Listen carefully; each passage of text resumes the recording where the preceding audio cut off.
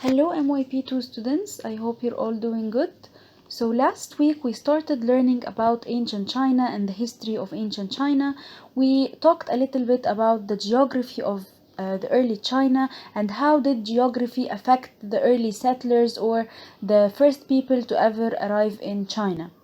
We also talked about the first ruling families of China or the early dynasties of China.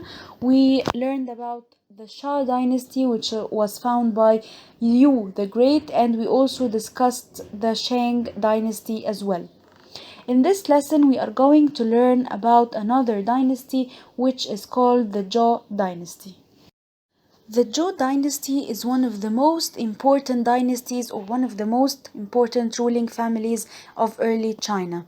They attacked and overthrew the Shang dynasty. So we learned last week that the Zhou dynasty were the ones who attacked and took over the Shang dynasty. The Zhou dynasty lasted longer than any other dynasty in Chinese history.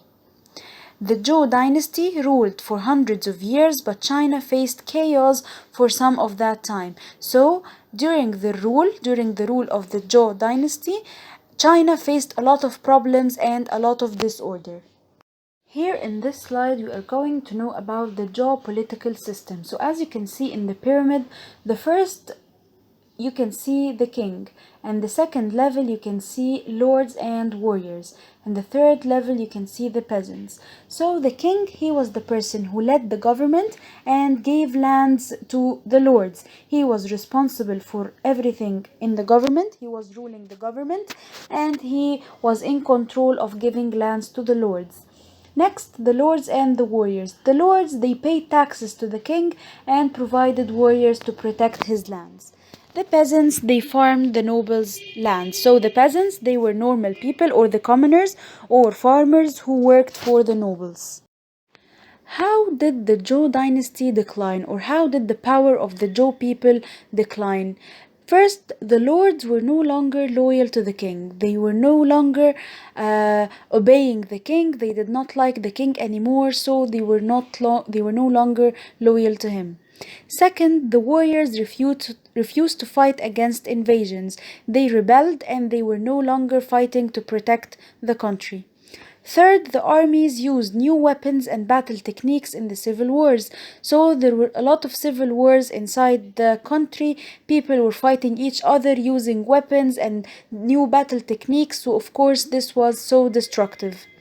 The Chinese society fell into a period of disorder. So it was chaotic, it was disorderly, and the Chinese people or the Chinese society was a complete mess, and it has a lot of problems and a lot of civil wars and a lot of fights and disorder.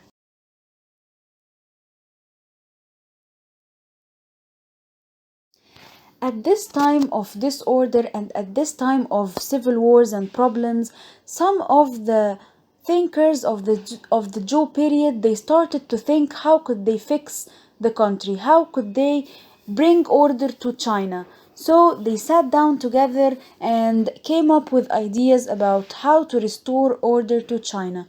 One such person or one of those thinkers was called Confucius. He became one of the most influential teachers in the Chinese history. Confucius thought that China was overrun with rude and dishonest people. He believed that the leaders and the kings, they were very rude, they were dishonest, and the lords were very bad people. So he said that the Chinese needed to return to morals and good behavior. He believed that each individual needs to learn good behavior again. They need to go back to morals and ethics. Here you can see some of the rules or some of the ideas that Confucius believed would restore the family order or social harmony in China. He believed that people should be respectful and well behaved and loyal to their family members. He also believed that children should respect and obey their parents and all family members should be loyal to one another. He also believed that kings and leaders should be kind and lead by examples. So, over the centuries, Confucius' ideas about manners, kindness, good behavior, and learning became the dominant beliefs in China. People For centuries, people kept following those moralistic ideas. They were kind, they were loyal, they were respectful, and they were well behaved.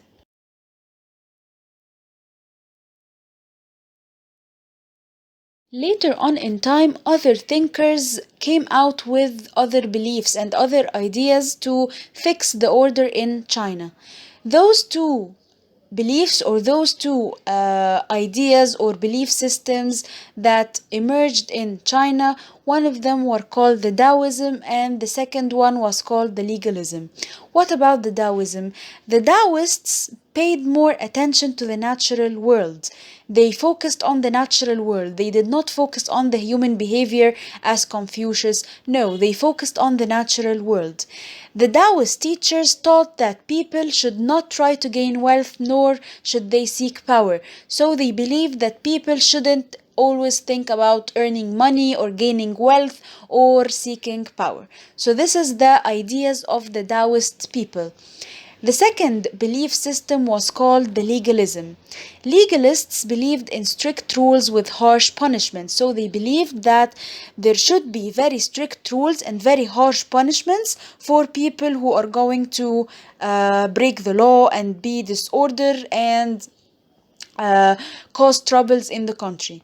They said that the citizens must totally obey the government. So the legalists, they focused on applying strict rules and harsh punishments, and that the citizens should obey the government. So now Confucius focused on the human behavior.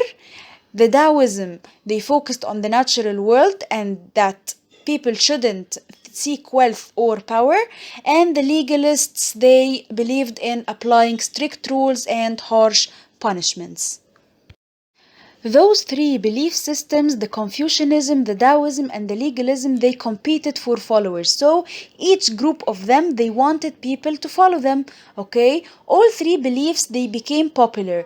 But the legalists were the first to put their ideas into practice throughout China. So the legalist system was the most dominant, and they were the first people to actually apply their ideas and their practices in China.